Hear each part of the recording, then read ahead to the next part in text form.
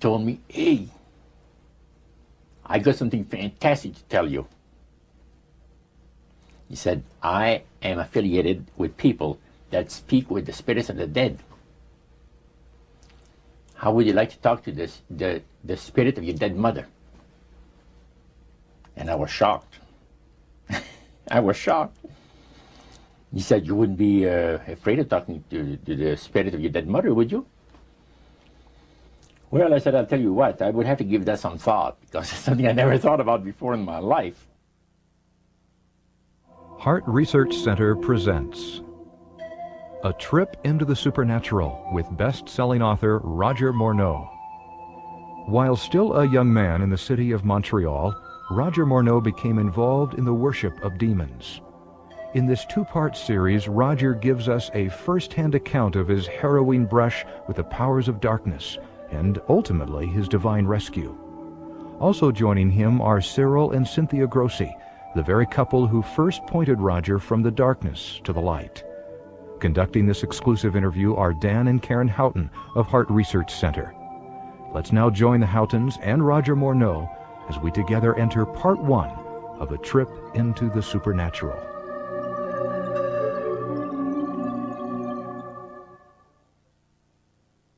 How in the world did you ever get involved in praying to demon spirits? Well, when I came out of the Navy after World War II, I was looking for to take up a trade in Montreal, Canada. And at that time, I ran across a fellow that had been on a particular ship with me.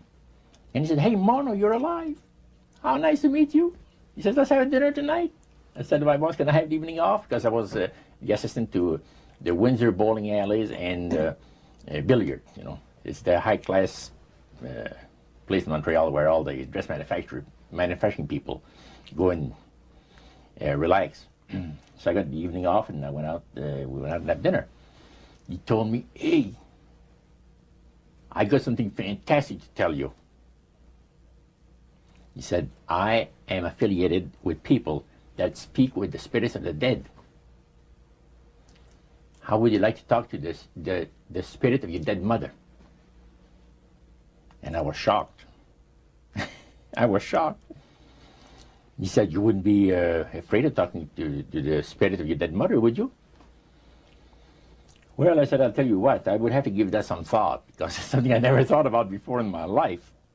Most of us probably haven't. A little afraid of something like that. Well, he says, you know, it's written all over your face. You're afraid of going to a seance.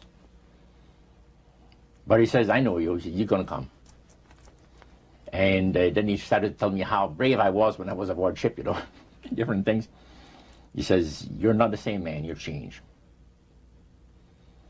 You're chicken. That's all I needed to hear. I said, when do we go to a seance? So one Saturday evening, we were in the place. It was the very first time. Very beautiful place. A medium was a lady. She had a gorgeous new home in Montreal. And there were about 20 invited guests there, which I was one of them. And she communicated with the spirits for different people there, and telling them what the spirit said. And then there was one lady that had been talking almost continually before the seance started, and she didn't believe in the dead appearing and all of this and all that. And she said, well, I would have to see my dead sister, she says, to believe it. So while this seance was going, one man said, I would like to talk to my friend that died 6 months ago, but I don't want him to appear. Just want to talk to him, because he says, I don't trust you talking to my friend for me. So the medium says, let me inquire of the spirit. Yeah, the spirit will talk with you. And that big masculine voice was heard in the place. It says, hi, Frank. It's nice of you to ask for me to talk with you. And they had a little chat. And after it was over, Frank says, this is the greatest thing on earth. to be able to talk with the spirits of the dead. Then the medium said, we have a very special surprise tonight for you people. A spirit will manifest itself openly here in a few minutes, and it's like a big gust of wind hit the building and right through the wall. Now the lights weren't terribly bright, but they were like living room lights, a couple of floor lamps, and maybe some of these, and that translucent being seemed to come right out of the wall. How did you feel right at that moment? It's almost like my heart stopped a little bit. Very weird feeling. So it was a lady in a beautiful evening gown, swirling. And she said to Mary, my dear sister, you are so wonderful to have asked for me. And Mary fainted and fell right off her chair on the floor. And a couple of guys jumped up and picked her up, and spirit gone. And that was the beginning of it. That's how you got into it. Yeah, that's the way I got into it. After a while, you see, there's something interesting about the human mind. You can adjust to an awful lot of stuff. You can adjust to a lot of things that would terrify you to begin with. After a while, they become common and ordinary. So you mean contact with the supernatural can become commonplace and ordinary and doesn't bother anybody? Yeah. In other words, the more that you do it, you're not uncomfortable. That's right. It's just not an uneasy feeling. Yeah. So how did you feel about it? Then I got into a secret society that worshiped the spirits, you see. Well, now how is that different from the seance, Roger? It happens that the seance are not involving in many ways. But when you get into a secret society of spirit worshippers, then, and especially when you're invited there by the direction of the higher-ups in the spirit world, you never get out of there alive. And this is exactly what my friend and I were up against. We didn't know anything about it. And there was a very, very popular big band leader. Jazz musician? Band, yeah. Very famous. He played a lot in Montreal, Canada, Vancouver, the big cities. And one night we went to one of these seances, and he was with his wife. Now the spirits had told him what to do. Spirit told him, there's two of these guys, give the names, and your wife will want to talk, we'll make it so that your wife will want to talk to the medium when you say that you want to go home because you're tired. As soon as you see that these guys are starting to want to leave, then leave with them at the same time. And as you get outdoors, you ask them if they're driving. They'll say, no, they're going to take the tramway a couple blocks away. Well, you invite them to get in your car with you, and that you will take them to a fancy restaurant and treat them to some good food and talk about the merchant navy. And that's what the guy did. And there we were in this plush restaurant, pulled into a little alley, and I can still see it like it was yesterday. Just enough room to pass the car, back alley, that happened to give on a restaurant that was on St. Catharines Street, which is the main street of Montreal. And that was quite an evening. So Roger, you're at this restaurant. What happened? Well, after we were seated, in entering there, the place was just full, packed tight. But there was a couple of tables against a wall that had a reservation sign on it. And the owner of the place recognized the band leader and came and said, good evening, and you gentlemen want a table. So you're one of the reserve people. So we sat there, and we had our favorite alcoholic beverages, you know. And as we talked, the band leader says, how long have you fellas been involved with sorcery? And he shocked us a little bit, and I said, exactly what do you mean? Well, he said, you know, what you people are doing, talking to the supposed spirits of the dead. He says, this is silly. And this man had been at the seance with you. Yeah, oh yeah. And he's telling you that it's silly what you've just done. Because see, my wife, he says, goes to these seances because she gets comfort and she gets something good out of it, good feeling out of it. And she lives for what the spirits are going to see that the future is going to be like. To me, he says, I can't bother with this stuff. He says, I want power. I go right to the source of power. And he says, how do you think that I became famous the way that I am? Well, I said, you must have had some good luck. Well, he says, there's no such thing as good luck. He says, there's either some power working for you somewhere, or you don't get ahead in this world. Not in my type of occupation. So it went from there. We got talking about spirit worship. Did it intrigue you? Or did it make you want to find out more about what exactly he was talking about? Yeah. So he said the supposed spirits of the dead that you're talking with are demon spirits. They're fallen angels. They're beautiful beings. Just set it out, just like that. Oh yeah.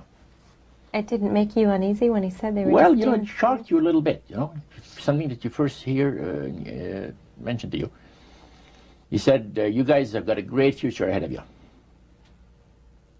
Because we've been told, the high priest of our society, secret society, has been told that the master has very special plans for you too. Now, what did he mean by the master? Satan. And we were interested to hear more about it. And he told us, he says, look, we worship spirits. We worship Lucifer and all his angels. They're just as beautiful as they did before they were cast out of heaven. He says there was a misunderstanding in the whole thing. He says among the inhabitants of the galaxies. And he says our master was misunderstood. And God did not bear with him like he does with people that make mistakes today. So we're in a warfare, good against evil. And we happen to be the evil ones, but we're not that bad. He says, I look at this business between the forces of good and evil. He says, you believe in one person believes in God, and everyone believes in Lucifer. It's like politics. So the great controversy is real. And you've heard someone talk about it that's on the other side. And to these people, they are sold to the fact that Christ will not return to this planet with power and great glory. He's going to abdicate all claims to the planet, because the high priest once said that Christ will abdicate all claim to the planet because he knows that it is lawfully and rightfully Satan's. And at that time, he says, Lucifer, he mentioned Lucifer a lot of times, but he mentions Satan also. He says, the master, usually they like to talk about the master. The master will resurrect his people from the graves. Now, George is telling you all this, or the high priest? George. George. Okay, when the evening wound down, and you're putting a cap on all that, you guys had consumed some alcohol.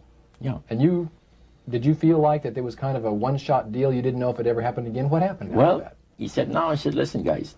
He said, I like to have you, he says, meet some of our people. What about next week, Wednesday evening? I'll pick you up at your place, and you're invited to one of our services. Services? Like a church service? Yeah, something similar like that. It's a testimonial to the spirits, how the spirits have blessed your life. See? So, when we left there, I said to myself, this guy's half drunk. I'm not going to hear from him again, But it was true. Wednesday night came, he was there with his big Lincoln, step in, and we went to one of the most beautiful area of Montreal.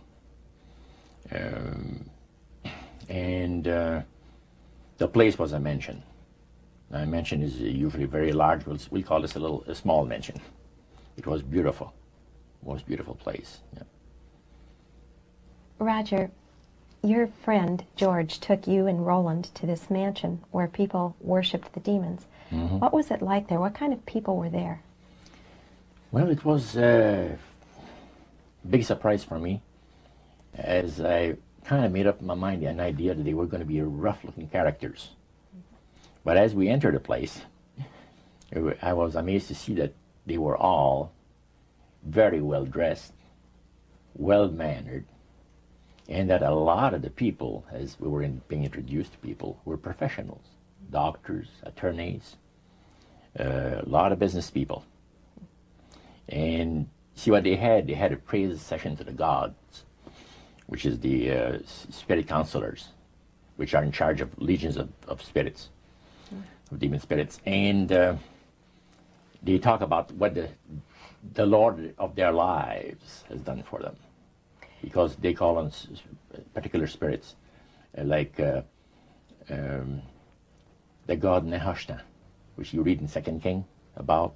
The Israelites worshipped the golden serpent that Moses had made. Mm-hmm. Well, behind the spirit worship, behind that, they were worshipping the serpent. They were actually worshipping this spirit Nehushtan.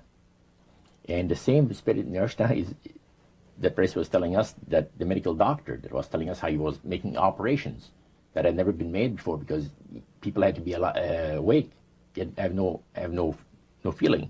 He was able to, carry on surgeries that had not been done before. Mm-hmm. But the spirits would give that capacity to be able to operate without people feeling any pain and things. And also without no problem with the blood, because as he would cut his incision, because his incisions, everything open and with no blood running. Mm-hmm. So he could do the work that has not been done before. So. Now, I recall reading in your book that at this praise worship service they had, they would sing hymns. Why would they sing hymns in a demon worship? Yeah, this was kind of a big surprise to me when that took place. The priest said, "Hey, let's go down to the worship room of the gods and have a praise session, a singing session." So we go down there, and what did you think they pass around? Church hymnals, Christian church hymnals.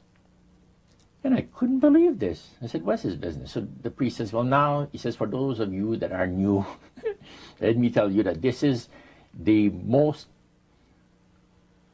feasible way," he says, "to please the spirits. It's to deride Christ and his people, and his church and all that." So they sing out of Christian hymnals. They didn't sing Christian words to the hymns, however. Well, they changed a lot of them. Mm-hmm. Yeah, and not for the good. It's a form of blasphemy. Yeah. Mm. Such as you see today in the rock music world. You see the entertainers, they have these crosses. Mm-hmm. Ladies got earrings, crosses. Mm-hmm. The guys got the cross.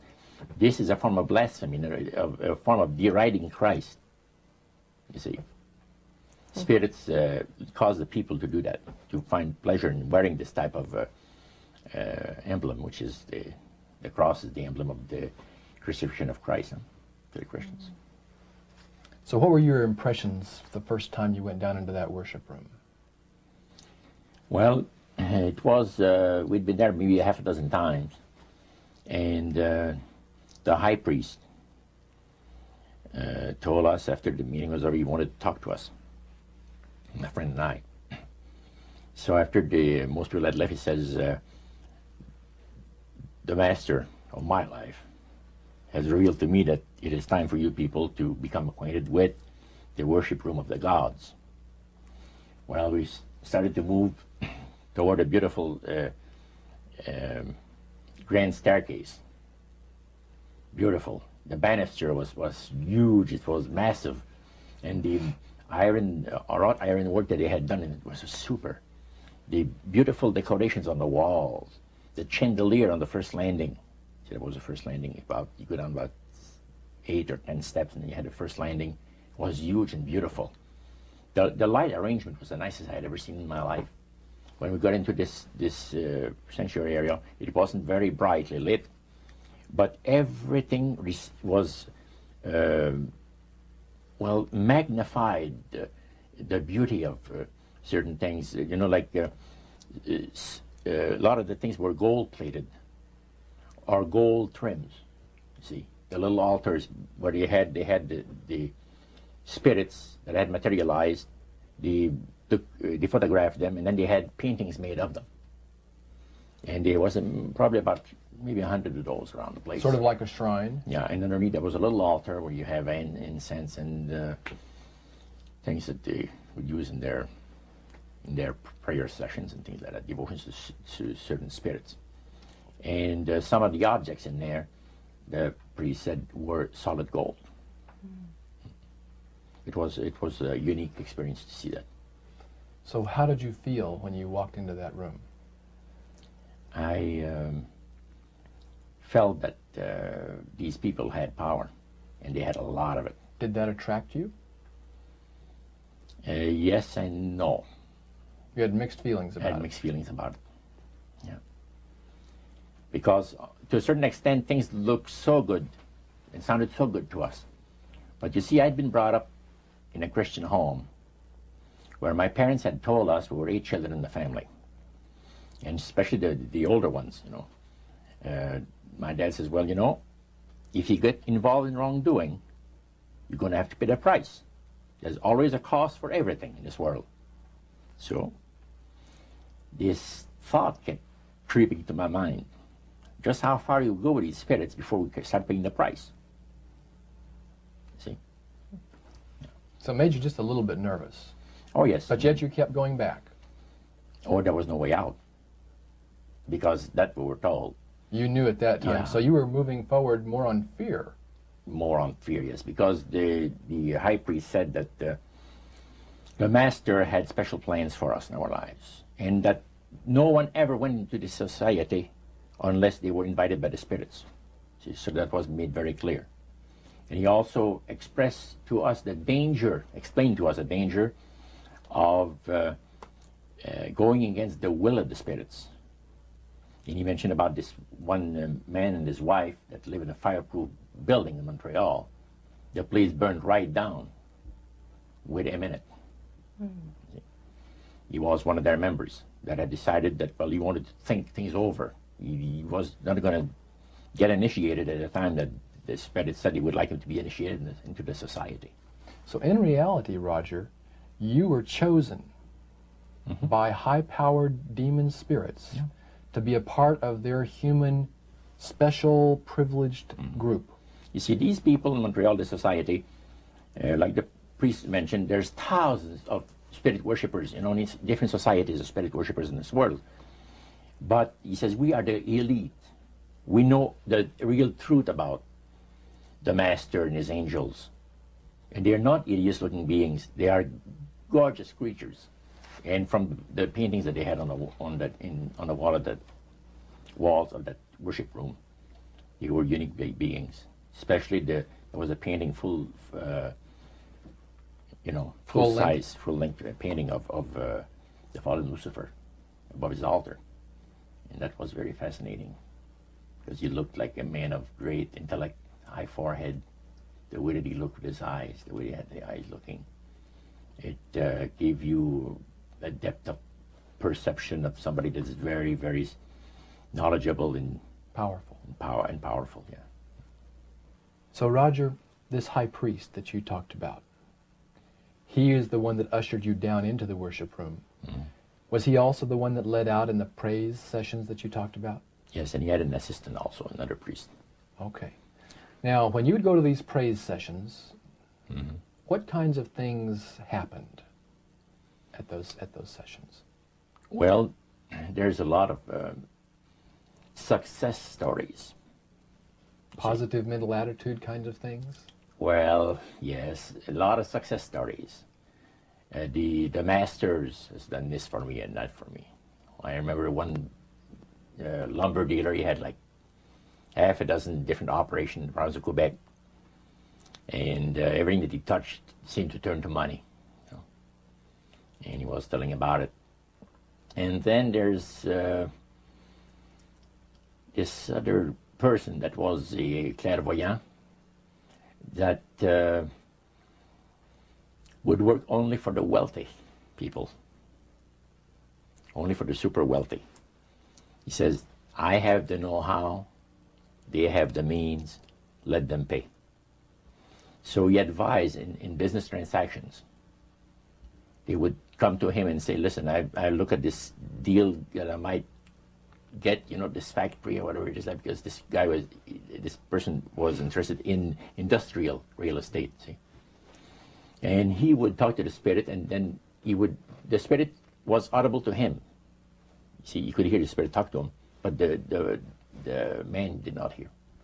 So the spirit was telling the clairvoyant what, well, he called himself an astrologer, reading the moons and the stars, and, you know.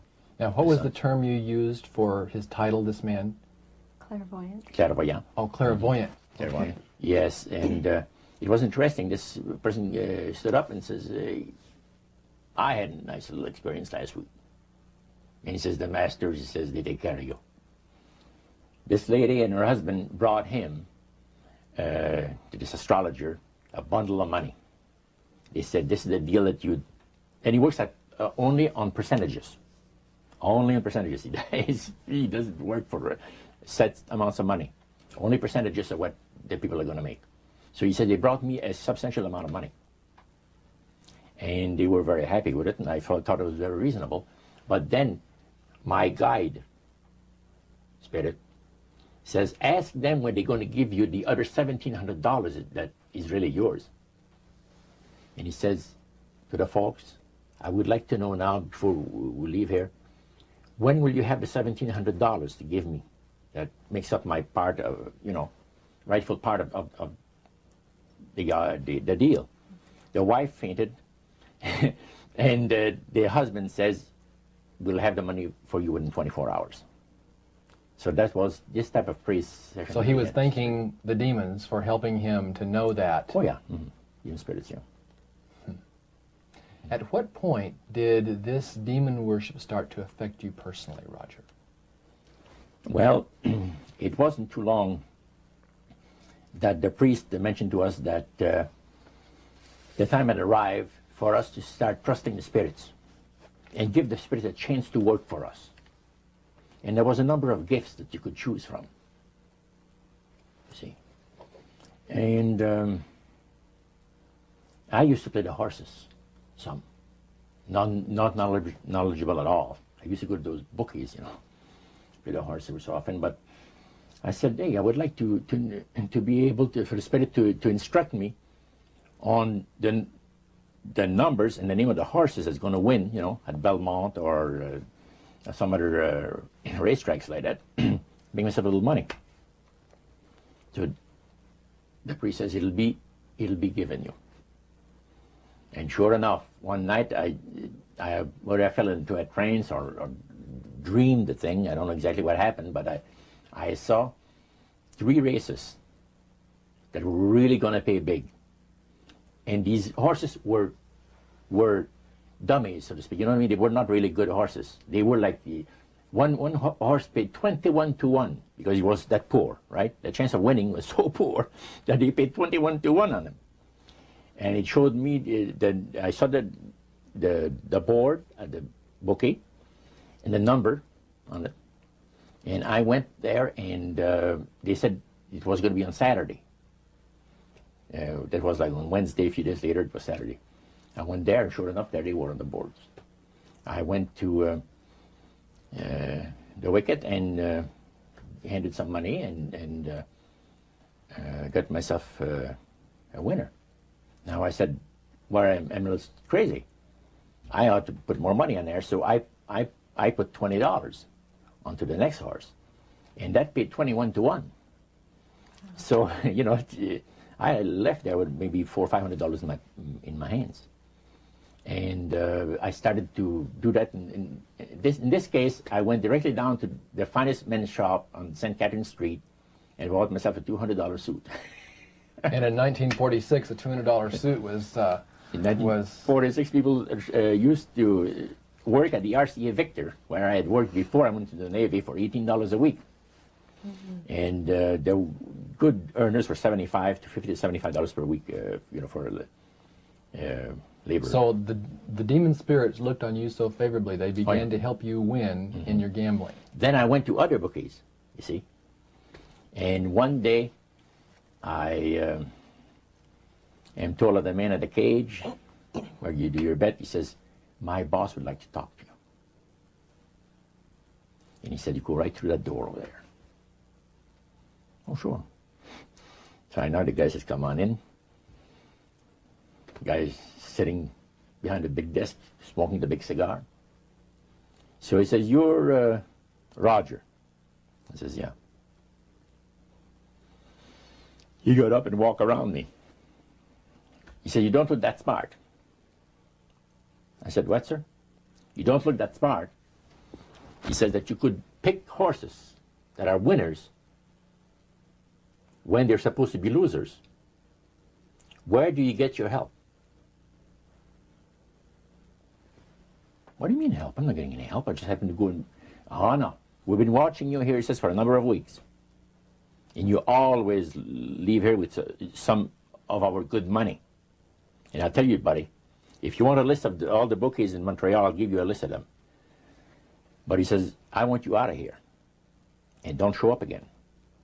Because somebody's going to put a, you know what I mean. I said, okay, sir, I won't be back again. So it's a tough business to be in gambling. So even with the Spirit's help, it was tough. Yeah. Well, it's stuff is going to shoot you, yes. Yeah. The high priest would say a number of things to you when you were in these praise services, and you went to a number of them over a period of time. Mm-hmm. Talked about the issues of the great conflict. You've already touched on that a little bit. I want you to follow up on that a little bit more, Roger. Some of the things that you wrote in your book, Trip into the Supernatural, sounds a whole lot like what we as Christians today know as the Great Controversy. Mm-hmm. What were some of the things that he told you there? Well, he says that there is a great controversy going between the force of good and evil, between Christ and Satan. And they always praise the great master, Satan, as a super intelligent being that he is, beautiful to behold. And if he ever appears to you, you won't be able to look upon him because it'll be too bright. It'll just ruin your vision. The high priest said he was in Chicago, and the Spirit appeared to him and said, Morneau and his buddy, George, has invited them to the service, and the fellow that is in charge while you're away says that he's going to wreck all the work that the spirits have done for the last few years to get these people into the society. So the high priest, which is in Chicago, picks up the phone and calls, and the Spirit appeared to him, and he said the angel was so bright that he could not look upon him. And he says after he picked up the phone to dial, he couldn't dial the phone because of the fact that his vision was so terribly blurred by the light, the beautiful light of the bright being. And he asked, dial 0, and the operator came on, and she had to, dial for him. And they talk about many, many things in regards to, who's going to win this conflict. Any discussion about fire and brimstone? Yes. He says, the Bible people, talking about the Christians, they read in the Bible that, we're all going to land in a lake of fire and this and that. So that's baloney. He says the conflict is going to end peacefully. Christ is going to realize that he might as well abdicate the rights of this planet, take his few people on with him to his planet in the center of the galaxies, and we will be left with a master who will resurrect all his people that will be as numerous as the sand of the sea. See? And the master will rule forever and ever and ever. A happy people. And he named some of the people that's going to be there. I don't want to mention the names because they're known to history. Yeah. So that was quite impressive. Did you always feel, Roger, that these people were telling the truth? Oh yes, yeah. Yeah, they really had things down straight. But I was not satisfied with the answers. And there was something, and I understand now it was the Spirit of God saying, hold back, fellow. Hold back. And The priest had talked about us thinking seriously about being initiated into the their Into cult. the right. So they let you come to sort of take a look-see, but you can't go back for several months. Oh yeah, it's not a matter of whether you're going to be initiated or not. It's when. when. Okay. You see? So they begin to press you for a commitment. So the priest said, look, fellas, I'm not going to pressure you into anything, okay? But I want to show you what the spirits can do for a devoted servant. We went downstairs, not through the staircase that I talked for the worship room of the gods, but at the other end of the building, went downstairs. And a number of times I'd gone there to the men's room and I heard these typewriters clicking like the dickens. Man, it's going. I said, why do we have a lot of people typing in there, in that room? Well, we went there that evening and he knocked and the man says, come on in. And there was all those typewriters moving along by themselves, typing at the speed that I'd never seen before. And not only that, the high priest says, I want to show you something clever. So he says, follow me. So we went around the table. There was like two long tables, and they had about 10 typewriters. And he says, now notice that the typewriter types to the right, then doesn't go back. It types back to the left. Isn't that something? I had never heard of things like that before. He said the spirits are doing the work. And he introduced us to the man. And the man is a lawyer. And he said, how much money did you make last year? Oh, he says, it's in the six figures. You see? So this lawyer had a business in the building that housed the worship room. Oh, yeah. And he had a whole room full of typewriters. Yeah. And he put paper in there, and demons That's typed. all he did. Put typewriter paper in there. It was And what came out? What was it that came out? different briefs for court cases. And so he would sell these to people? Oh yeah, Okay. he had this service to the legal profession, And the high priest was the showing United States and Canada. So the high priest was showing you this to give you an idea about the kinds of blessings that you would That's receive? right. Yeah. But after you left that typewriter, the room where the lawyer was, they tried to draw you into a commitment by getting you to make a public profession. Tell us about that. Well, they have a super beautiful resort in the Laurentian Mountains, which is north of Montreal, north of Saint Agathe. Saint Agathe is a famous name there in Montreal. Montrealers, because they all go Saint Agathe or north there, you know, the summer home and that. So they had a big resort up there for their people, you know. It was a closed society. And they had on October the 30th, Halloween, is that? October 31. 31, last day of October. They had what they call live animal sacrifices. I don't know what it is that they did. We could never find out. By the time that the Lord pulled me out of there, I had not yet found out what it was. So you have this intrigue involved in there. And he talked about three very unique services that I attended there that sit on my mind forever. One was entitled Christian Idolatry. Another one was entitled The Super Deception of a Glorious New Age, which actually applies to the New Age today. And this was 1946 that we're talking. And then the other one was Satan's Great General Council of the 1700s. And I must say the things that I heard there was an eye-opener. First of all, we'll go through the Great General Council. Okay. At the beginning of the 1700s, said the high priest, Satan and all his spirit counselors held a Great General Council with one purpose in mind. It was to prepare for the great industrial age that was soon to break upon the world. And Lucifer also foresaw another age that was to follow that, where tremendous scientific discoveries would be made by people, and we would enter a unique age that would change the way that everybody lives. It would also serve to usher in the end times and the close of the great controversy between the forces of good and evil.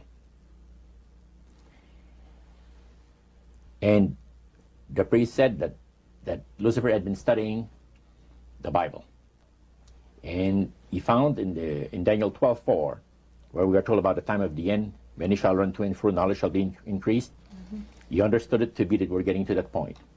And he had, with all the spirit counselors, to change their modes of operation in order, to ensnare people. And he devised a way whereby people would disqualify themselves from being members of Christ's kingdom. And he was just very candid about this. Oh, yeah. Telling you and the rest of the group, 60 or 70 people there, the plans that Close to 100 people. Lucifer had revealed to him. And by the time the council came to a close, they had 3 major policies that were going to be followed. First, they were to see to it that humans would be made to believe that Satan and his angels do not really exist. Because see, up to that time, you could walk down a street of Paris and you would have signs that would say where you have a soothsayer or, or a fortune teller of some type, and if you want to put a curse on someone, you could go and see this other old lady over there, the old witch, that's the way it goes. But now it had to change. Lucifer says, we have to make sure that people, humans, get to believe that Satan and his angels do not really exist. Roger, that's interesting because a recent research study report that I read indicated that in a national survey, I believe it's over 75% of people do not really believe in a real tangible devil. But there is one. Oh, yeah. Now, the next thing, the 3 parts policy that they had adopted there, the second one was to find a way of being able to get total control of people's minds. And that would be done by taking hypnotism out of the realm of the occult and introduce it as a new science for the benefit of mankind. So part of what the high priest told you was Satan's strategy to take total control of people's minds. They felt that by taking hypnotism out of the realm of the occult and introducing it as a new science for the benefit of mankind, they could then use people of great renown, educators, people of capacity, that would do great things, such as supposedly regress people in time to former lives that they had.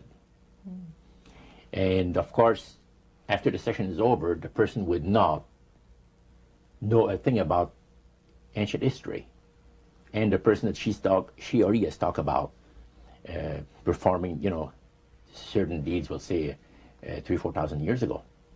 But this was their strategy. Now, what this would do for the thing is this, that it would create in the minds of the general public, solidly set in the mind of the general public, an unwavering trust in that great deception. In other words, people could, they would believe it. This person was hypnotized, was regressed in time to, former lives, and did this and did that, and no deception. Maybe Alexander the Great, we'll say, and some of his generals and people like that. And the person, after the session is over, comes out of hypnotism, and he or she doesn't know what she's talking about.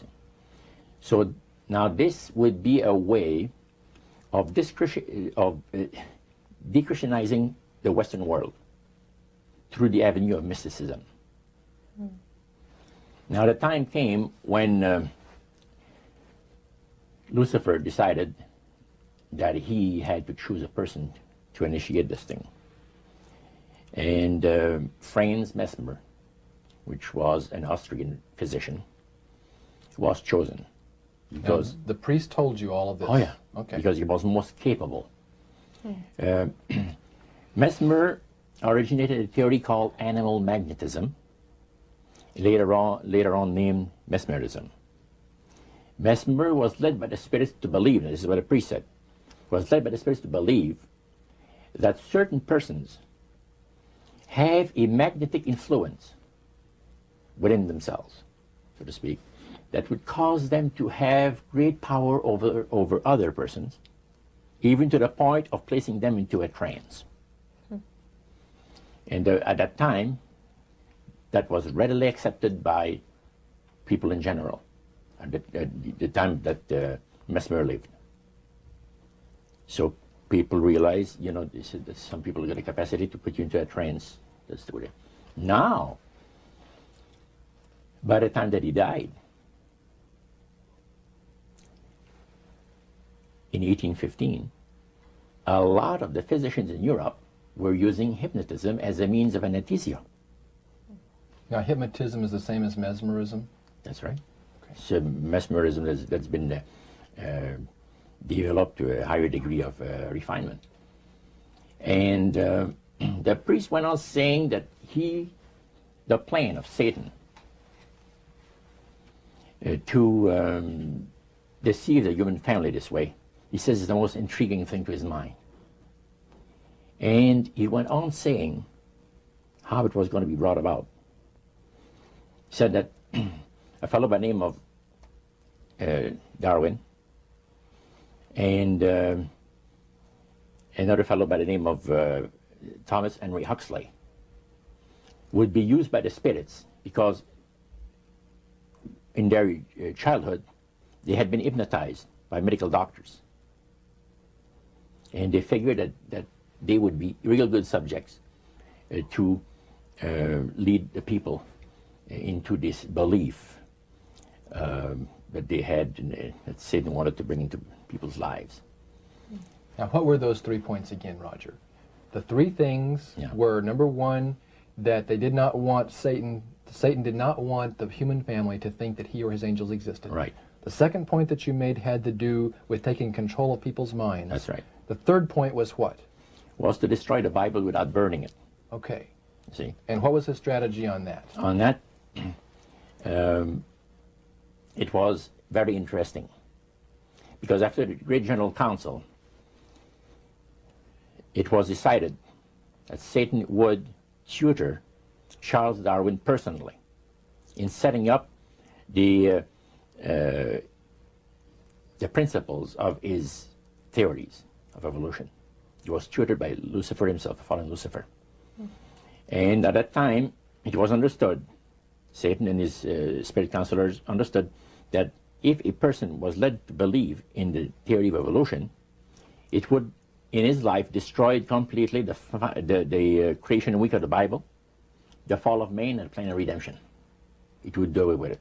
In one fell swoop. Yeah. Now, he made a unique statement. He said that according to the spirits, anyone that teaches a theory of evolution is considered to be a minister of a great religious system.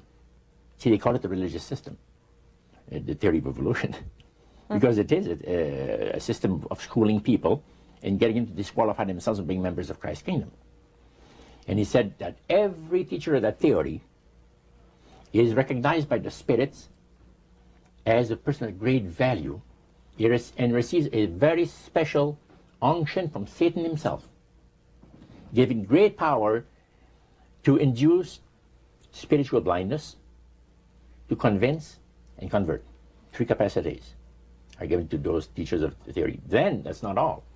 The priest says that Satan considers the teachers of the theory of evolution to be so valuable to him that in the sight of all the inhabitants of the galaxies, he assigns a retinue of bright, beautiful angels to follow that educator all the remainder of his life. And that in the sight of the inhabitants of the galaxies is the greatest honor that he can bestow upon his workers, upon mankind, and to, until the controversy is finished. That was quite enlightening. Now, the high priest was talking just sort of like a preacher would talk up front. Was he enthusiastic? Did he seem like he had bought into this and was excited about it? Oh yeah, he believed it 100%, no question about it, so everything. Why would he be so excited about spirits trying to deceive human beings? Because obviously out of this council of the 1700s, deception was a major part of the strategy. Why? What he says is deception It's like politics. You know, you believe in one candidate, the other person believes in the other candidate, and they're fighting to get the position, and it's just a matter of who's going to be the smartest. And with Lucifer, the fallen cherubim, he's very smart. He's going to win, and Christ's going to abdicate the rights of the planet. He's going to resurrect his people, have established his kingdom that lasts for ever and ever. God won't be able to destroy him because it would be against God's, the Creator's nature to destroy Lucifer in the fire. Beside that, he said, spirits now, even spirits, have the capacity now to outlive fire. He says, you don't believe it, go to India or some of those countries where they have firewalkers. And it's done by the power of demon spirits. These people are energized by demon spirits, so they can walk on those hot coals without burning themselves. And this is what the high priest said. And he says, if they want to use fire, they can use it. It's not going to burn anybody. So that's the way they believe. So this high priest was almost talking to your group in an evangelistic fervor.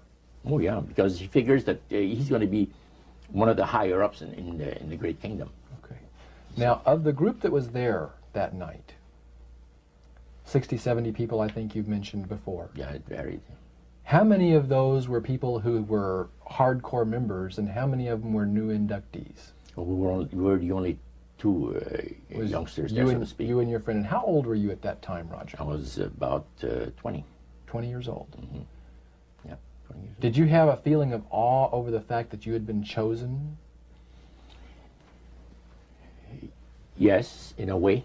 And then I got thinking about this. When am I going to have to pay the price? The cost. My parents had brought me up like this. If you get involved with evil, you're going to reap what you sowed. So you want to be upright in life. And if you associate with evildoers, they'll probably land you in jail or somewhere else that you wouldn't want to be. So there's always a price to be paid. So you had that little something maybe instilled by your mother and father a long time ago that kept you from making that full commitment. Now, one of the things that really amazed me and shocked me and made me sick at heart is when the priests talk about Christian idolatry. What is Christian idolatry? The priest mentioned that word. Yeah. Tell us what he said, Roger. He said that Christian idolatry is the most grandiose or great deception that has ever been brought upon the human family, upon mankind. And he says, and he boasted that demon spirits are continually defiling Christian churches through the avenue of necromancy by using a form of spirit worship that involves hundreds of millions of Christians into idolatry without their being aware of it. Now, what is necromancy? Describe or define necromancy for me. Their belief, popular belief of necromancy, is to conjure the spirits of the dead. So that you can speak with someone who has died. Right. Like the seance that you originally went to was the practice of necromancy. Now, the priest says that this super deception is brought about in only one way. Through the deceptive belief that man has an immortal soul that lives on after death. And he said that constitutes idolatry through necromancy. So he says there are hundreds of millions of Christians that are practicing idolatry while they think they're glorifying God. See? Because they believe that the soul is immortal. Yeah. They may not be talking to the supposed spirits of the dead. Oh, yeah. Contrary to popular belief, necromancy does not consist of conjuring the spirits of the dead. The reason being that man is totally mortal and does not possess an immortal soul. So who are they talking to? He says the friendly demon spirits that have always found over the centuries great delight in impersonating in apparitions departed loved ones and persons of great renown. Now, friendly demon spirits. Friendly demon spirits. Are there more than one kind of demon spirits, Roger? Well, there's three main divisions, and then there's divisions within those divisions. You have the friendly demon spirits that seem to have the finesse and the refinement, and they're not upset about what happened when they were thrown out of heaven from what I gather. Then you have the warriors. They like to bring misery and destruction in the lives of people. Then you have the oppressors. And the oppressors are the real wicked spirits that hate God with all of the Creator with all of their might. So he went on explaining. He says, now, necromancy is in reality a belief, a religious belief. People believe that the dead have entered into a higher state of existence than they had when they were alive. Also that they are in a position and have the capacity to help the living here on earth. See? Then he said, he says this is where things get really interesting. He said, according to the great master, a person does not have to supposedly call upon the spirits of the dead to receive help, you see, to be involved in necromancy. All he needs to do is to believe in life after death. Because he said, necromancy is the belief that man is human, as a human being, as an immortal soul. So anybody that believes that man has an immortal soul is involved in necromancy. It's that simple. That's the way he explained it. Yeah. So how does that constitute idolatry? By people believing that they are either talking to the saints, you see, the spirits of the dead saints, or a dead relative, or a dead person of some type. And you take, for instance, like Loretta Lynn. She says on national television, and I have the data on it, that I heard it myself. She said that she was made successful in her singing career by a dear friend of hers that was the same age as she, and died when she was 18 years of age. And Loretta was trying to get into the singing world, but she says, I had no success at all. Until one night I was sitting in bed reading a book. And she says, who walks right through the wall but my friend, the spirit of my friend? And she says, Loretta, I'm going to make you a very famous person in singing Western country music, and I will be with you all the time. Trust me. And she says she had a big concert once, and she was coming down with this bad cold. And she thought that her voice was going to give. She talked to her spirit and felt that she was going to be helped. And she got on the stage and she started to sing, and right in the middle of where she really needed the power, no power at all. And her spirit friend tapped her on the shoulder and started to sing for her. She said her voice went through me, the power. See? And you saw this in a television documentary? Yeah. That was, I believe, in 1976 it took place. Now, the priest explained that when people believe in this business, they are actually opening themselves to be completely deceived by demon spirits, because it gives the demon spirits an opportunity to impersonate the dead, see, and for people to believe their lies. And the priest says that thrills first of all, it says it brings to the great master the respect and the reverence that is due to his great name. And it makes all the other spirits exceedingly happy, because they are the ones that have worked to lead people to believe in life after death. See? And they rejoice also. And that's the extent of what Christian idolatry is all about. Friendly spirits, just to digress for just a moment. You mentioned 3 different categories, and the friendly spirits are the ones that love to impersonate being a historian or something. We specialize in that. In your experiences in the praise services or in the worship room or the other places where you were, any of the places you were, did you ever witness an event where necromancy or even something that would be popularly called channeling today took place, where you actually heard the voice of someone in response to someone's questions? Yeah, a number of times, but there was one time in particular that fascinated me because it was unique in one way. The priest told us that there was a French historian that was affiliated with Montreal, University of Montreal, which is a French university and the English university is McGill. So the University of Montreal is the French university.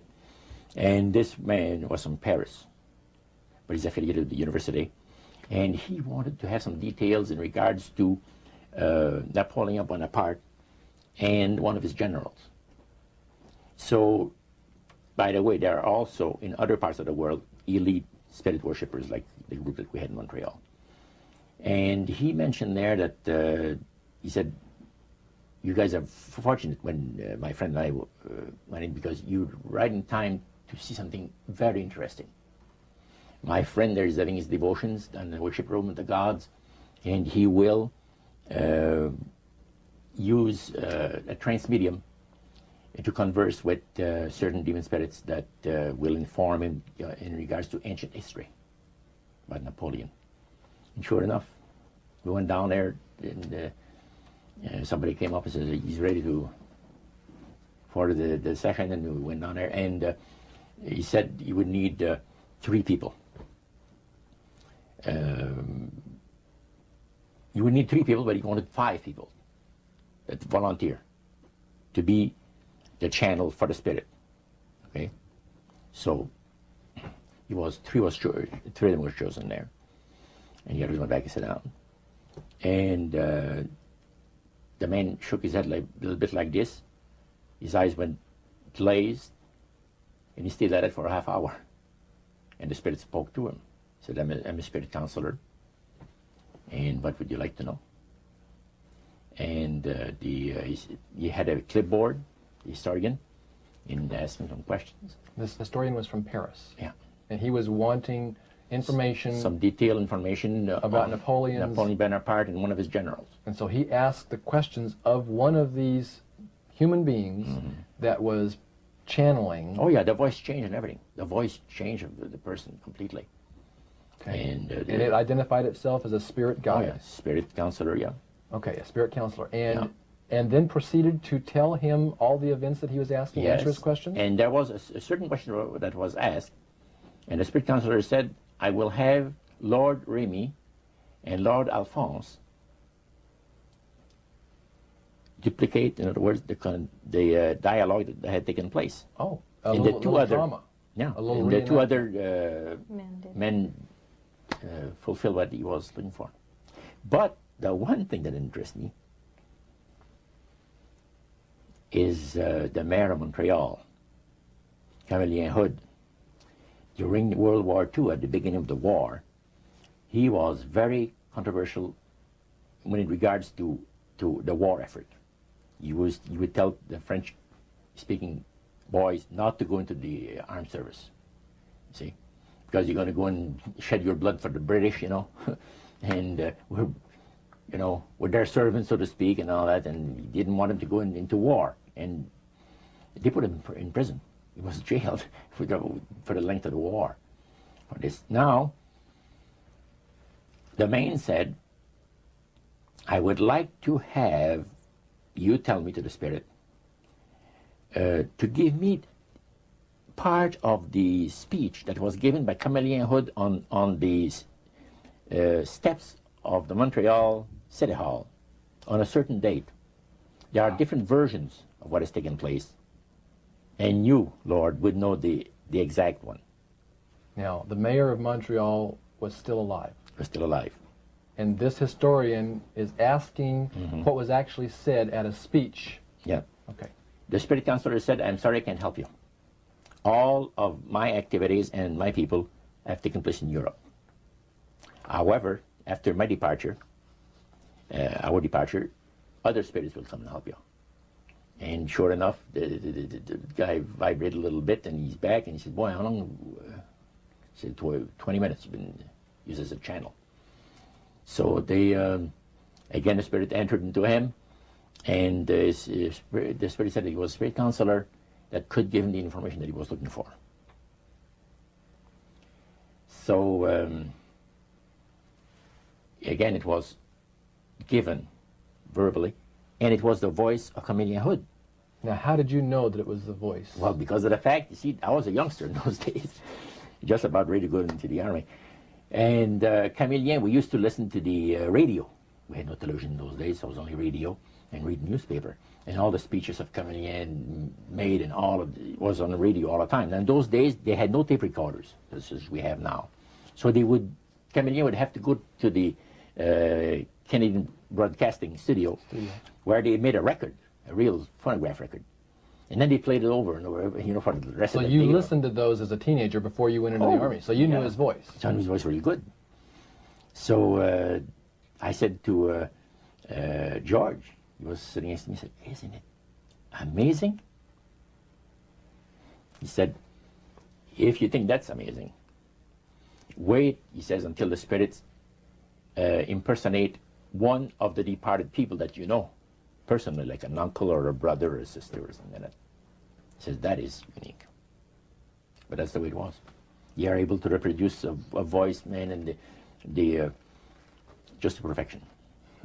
The spirits are exceedingly proud of this, because, and this also was right up my alley.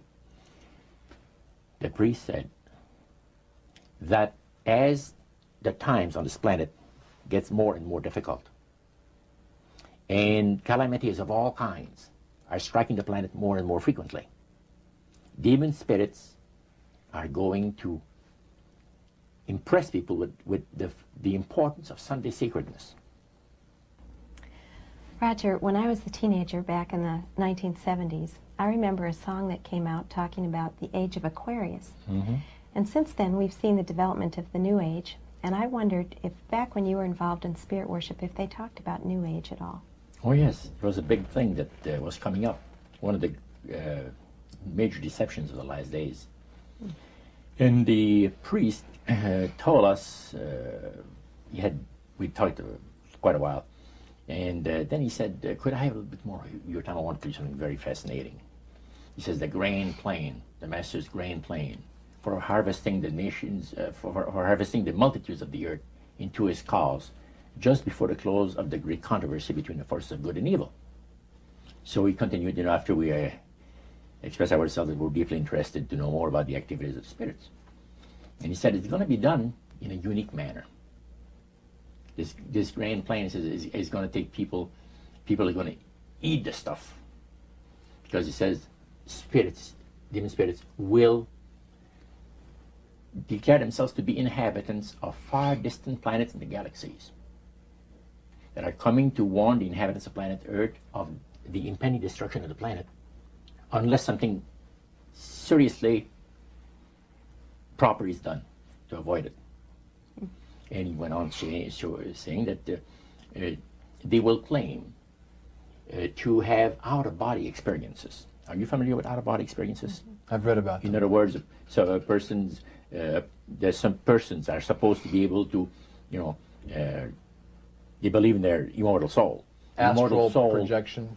Yes, right. Goes into different parts of the world and sees things and come back, and then they write all about it. I've heard of that. So, due to the fact that the millions of the earth, people, believe in people having an immortal soul, it has to be readily accepted when the spirits will, through a trance medium, converse with influential people of the land, you see.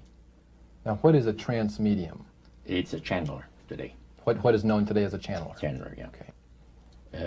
Shirley MacLaine's experience of getting involved with spiritism and with the supposed inhabitants of far distant planets in the galaxies, I taped the whole thing. It's 3 hours. And you were hearing the fulfillment of what this high priest had said 45 years ago. Yeah, exactly. So he went on explaining about the fact that the spirits will show themselves willing to give valuable guidance that will not only help people avoid the destruction of the planet, but it would cause it to enter into a higher state of existence. For instance, he said the spirits will promise, and this is a big word, promise, that if their recommendations are followed carefully, they will usher in a glorious new age of peace and prosperity, and there'll be, there'll be no more wars. See, there There'll be no more famines. There'll be no more people getting unhappy with one another. Neighbors will love neighbor, and social unrest will not take place no more. It'll be there'll be perfect happiness for 1,000 years. That's what the Spirit is going to promise. And Almost like the Garden of Eden created all over again. And now we find that a lot of preachers are preaching the great age of glorious new age of victory over wars, victory over social unrest, victory over famines, and victory over all kinds of. And he used the words New Age to describe what was coming. It would be a glorious new age, yeah. And this is exactly what the movement is all about today. And he went on and said, as I said a little earlier, that as life on this planet becomes more and more difficult, and calamities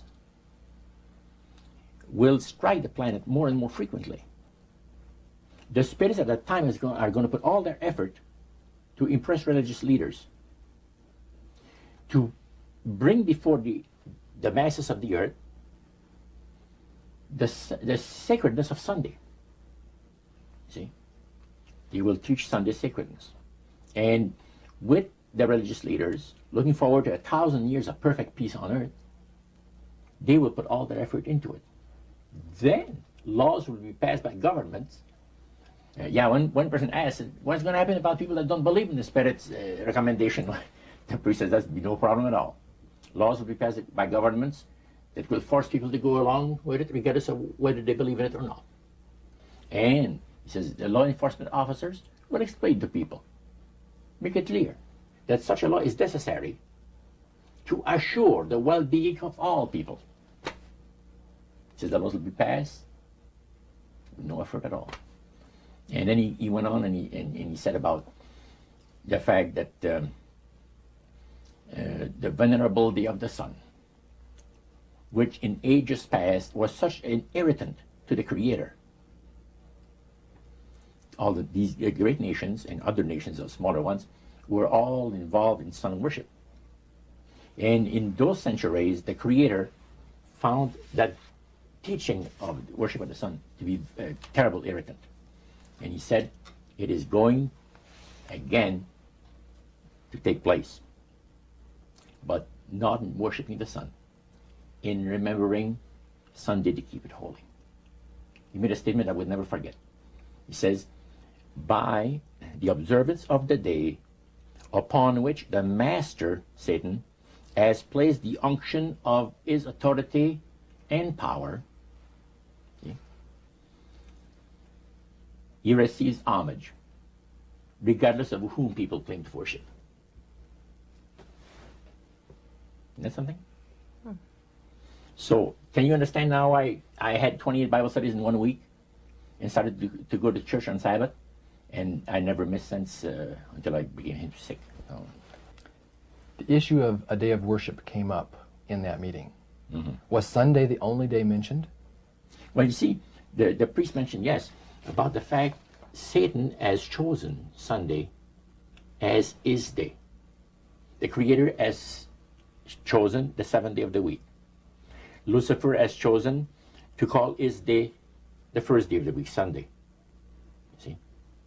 And regardless of what people claim to worship, worshiping God, the Creator, by observing that day, that particular day, they are bringing homage and respect. Now, at that time in your life, you were 20 years old or so. Had you ever heard of a Seventh-day Adventist? Never in my life. In that meeting, they didn't talk about Seventh-day Adventist. They talked strictly about Adventist. Well, they just talked, but they did. The word Adventist was mentioned.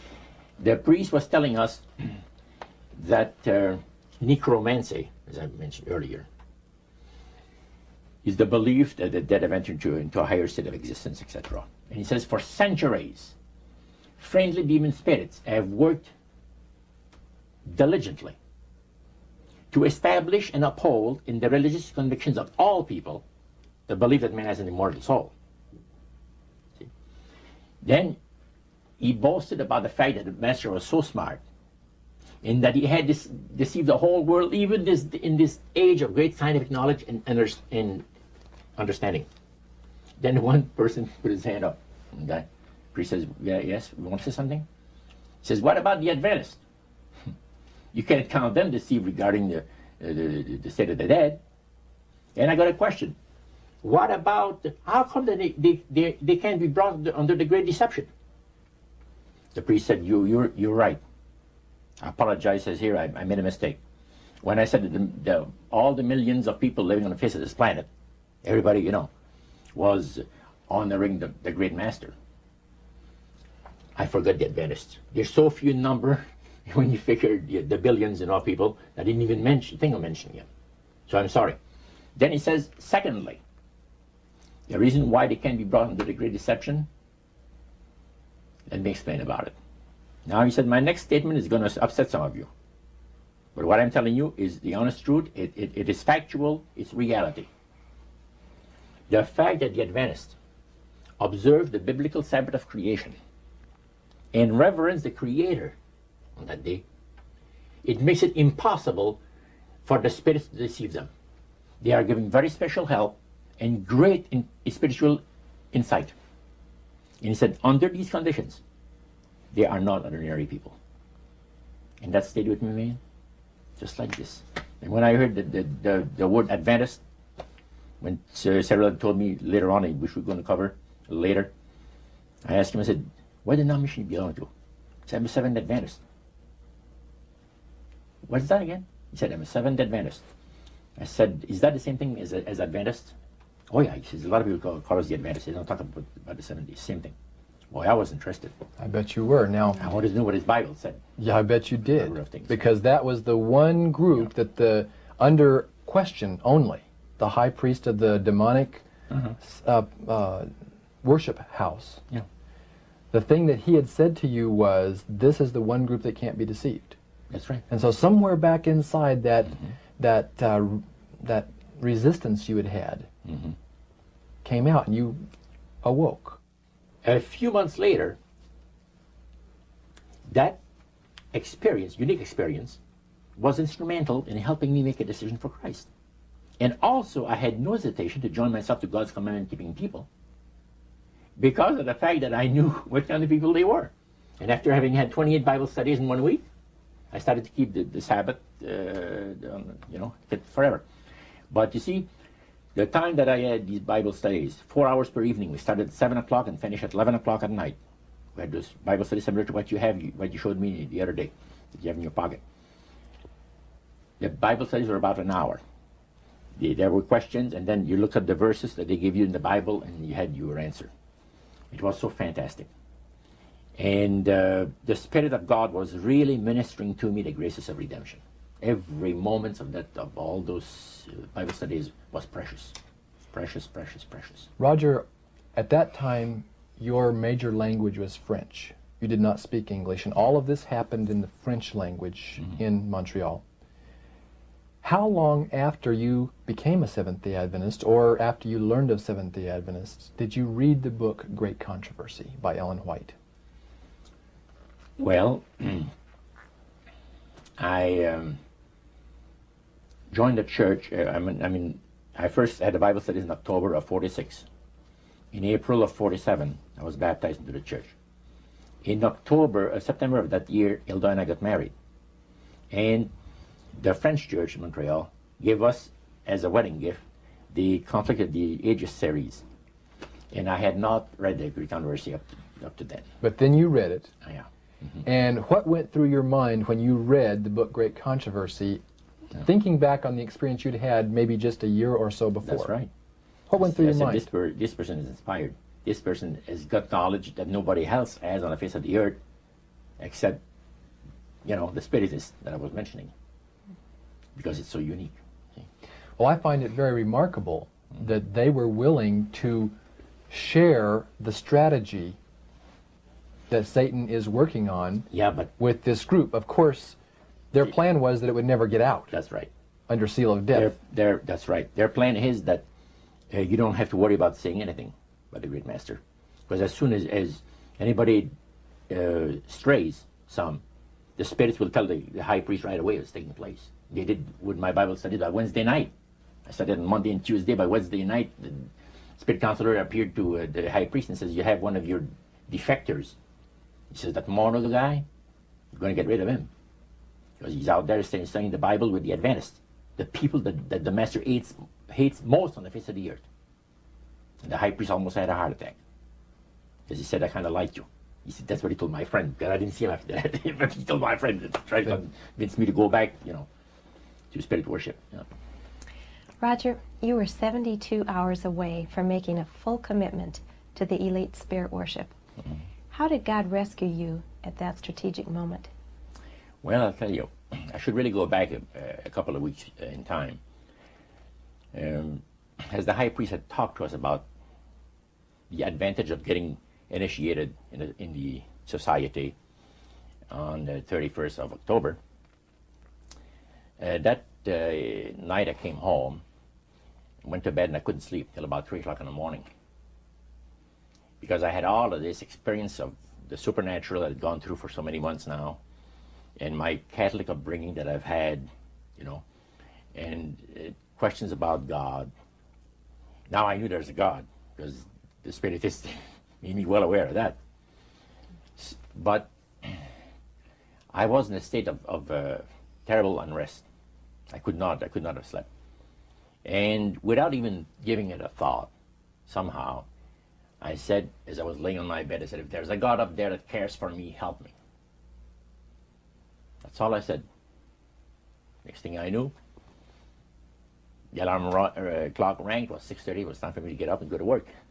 At that time, I had changed employment. I had taken a course in embroidery for the manufacturers of ladies' dresses in Montreal.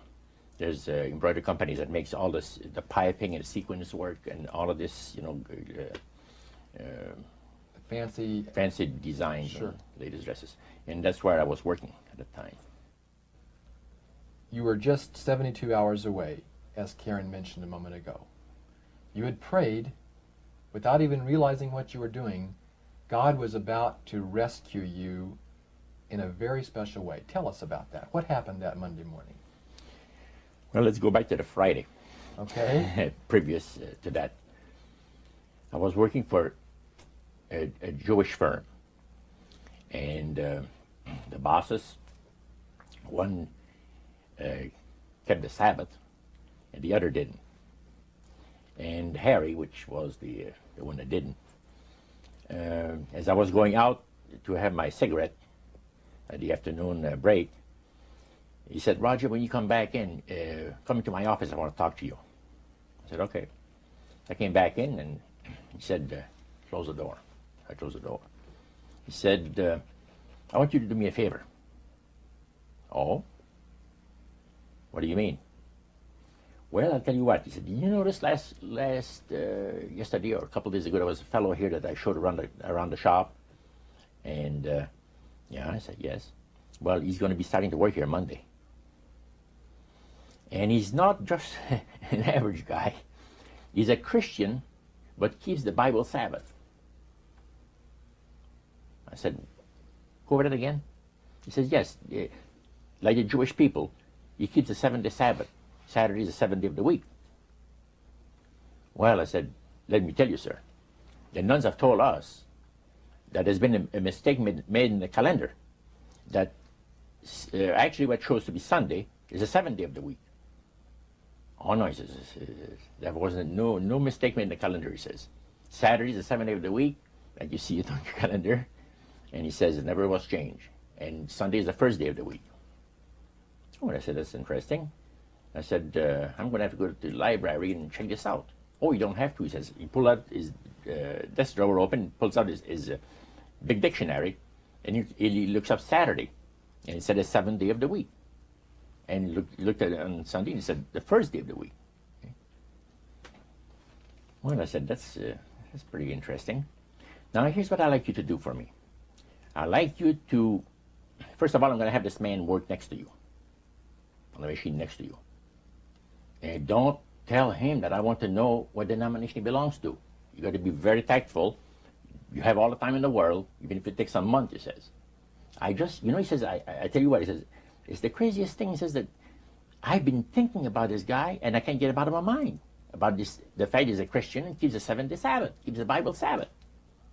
And he said, you know, I got more important things to think about than stuff like that. So he said, I want to find out what denomination he belongs to, and I just did. I said, why didn't you ask him? Well, he said, no, I wouldn't do that. That's too personal. Okay.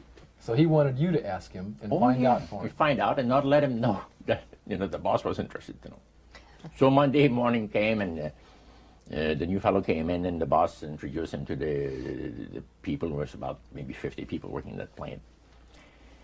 And he said, Cyril is an accomplished embroiderer, and we'll be very happy to have him here with us, and, you know, made a little speech. Then he walked him to his new machine, and he says, Roger, meet Cyril, and I shook his hand, and we started to work. And it was not more than about 20 minutes that I was working that my machine started to skip stitches. So what happened? You have to stop and back up where you were. And you know, I was working on sequins. In other words, the sequins come up. There's a row of thread behind it. It's all they're all set up, and it's on a spool. And then the needles put them in there. And when it skips, you got to stop, back up, start over it from where it left off. It wasn't too long that I'd done this 2 or 3 times. And that really made you happy, I bet. Man, I was mad. And as a French person, usually they don't go easy on the saints and gods. I was using some language that was not that great for Cyril. But anyway, I called the boss over. I said, come and see this machine, I'm having trouble with it. He checked it, worked on it for 5 minutes, you know, work with it. Beautiful.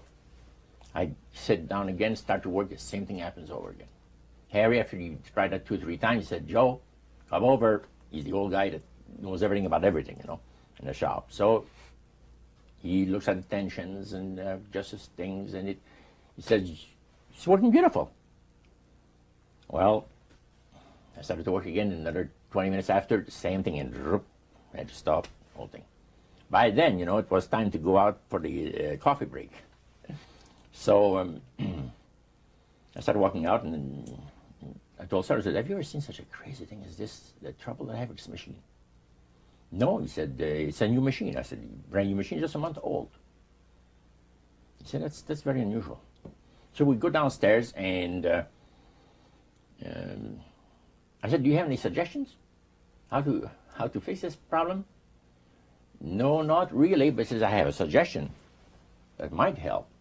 He says, I heard you, he says, calling upon God, but it was not in the way that I would have liked to hear you talk. He says, go easy on God, he says. Did that offend you, Roger? You know, I said, thank you. You did not offend me, because he was pleasant about it. And I said, you know, I said, thank you. I said, I'm sorry if I offended you by my language. He says, it didn't bother me. I said, by the way, I said, this is the opening. You're quite a religious man, I understand. Yeah, he said, I read the Bible and go to church. That's great. I said, what denomination do you belong to? Well, I'm a Seventh-day Adventist. Excuse me? Repeat that again? He says, yeah, I'm a Seventh-day Adventist. Did that shock you? Well, the word Adventist shocked me. The Adventist, you see, I had heard so much about the Adventist, but Seventh-day Adventist, I had never heard the name before. I said, what does it signify, the name? He says, well, we're 7-day observers. We believe in the Bible Sabbath, that God has blessed a particular day of the week and has sanctified it, and has put a special blessing on there, and that we ought to count our blessings on the 7th day and, you know, give God the honor that is due to his holy name.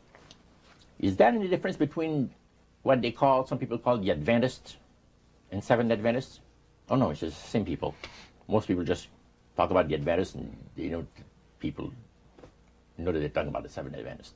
Then your interest was really piqued. Now I said, man, what a unique thing to have happened to me, that I meet one of these guys.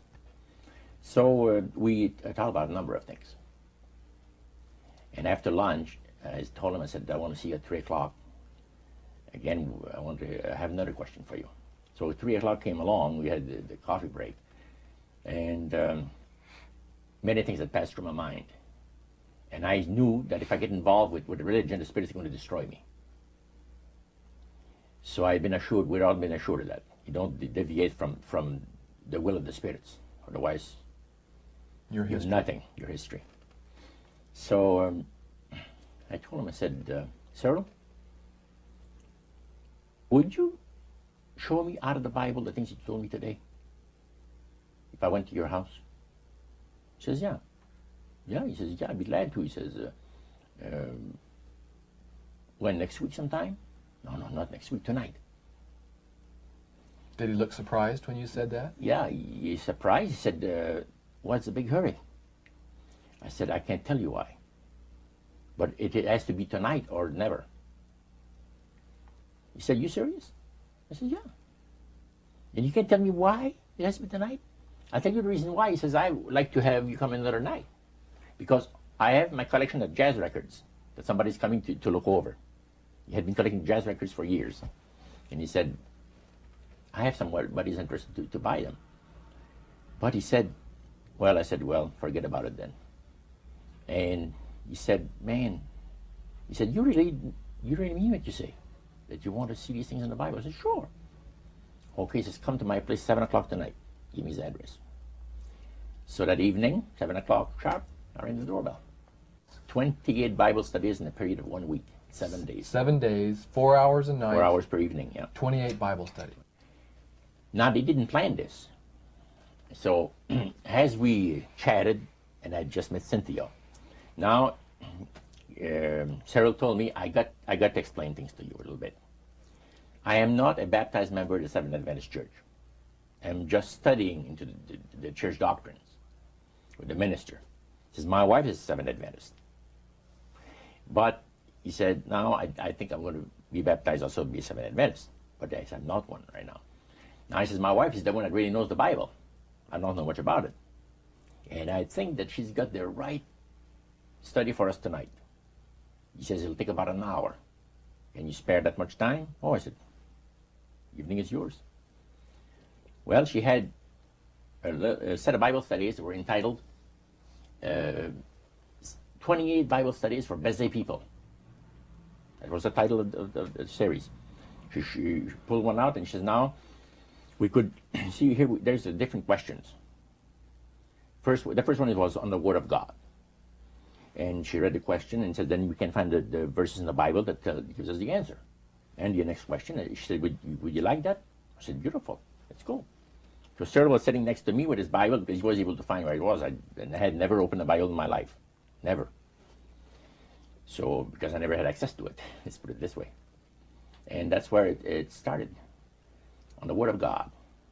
After the Bible thing was over, he says, well, did you find it interesting? I said, most interesting, very interesting. I said, what's the next study coming up? Well, he said, the next study, Daniel 2, prophecy of Daniel the prophet, 2, on the world events, predicting the different great world empires that were to come into existence in times ahead. And I said, really? That's very interesting. I said, how long would that one take? Oh, she'll take about an hour. She says, you have between 20 to 25 questions, says, So I said, let's have it now. Oh, well, she said, no. She said, when could you come back? I said, why come back?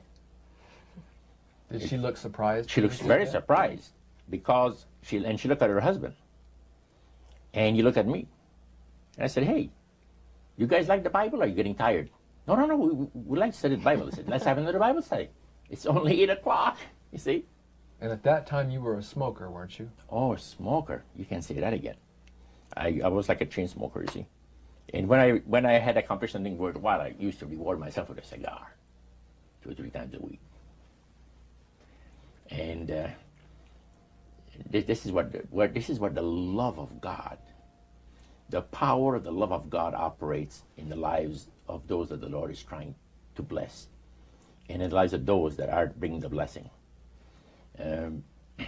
Now, this did not take place. First of all, we kept on studying. We had 4 Bible studies that evening. And when it came to 9 o'clock, we had Daniel 2 over with. I said, what's the next Bible study? And she said, well, the one that we're going to have, will you come on the weekend? Could you come on the weekend? I said, yeah. I said, I can come on the weekend. What is the title of it? She gave me the title. I said, man, that's interesting. It's only 9 o'clock. Let's have it now. So Cyril looks at her, you know, with very surprised look on his face. And Cynthia, she looked at him. And I said, what's going on between the two of you? It's like you have a conspiracy that says that we're not going to study the Bible with this guy more than, you know, than an hour or two. But she said, let me be honest with you. Our minister, Pastor Taylor, has been giving us instruction on how to give Bible studies. Because Cynthia says, you know, I never have given Bible studies. And we really wanted to know how to give Bible studies to people that ask us the reason of the hope that is in us. And he's told us exactly how to do it. You have one Bible study per week. If the people are exceedingly interested, you could have one in the middle of the week, another one. But never more than that. And she says, we've already passed our quota. So the reason, Roger, for their hesitancy was not the fact that you were blowing smoke in their face. Oh, no. No, it was because they were trying to follow the instructions that their pastor had given, and you were asking them to break all those rules. That's right. Do you think they could sense your urgency?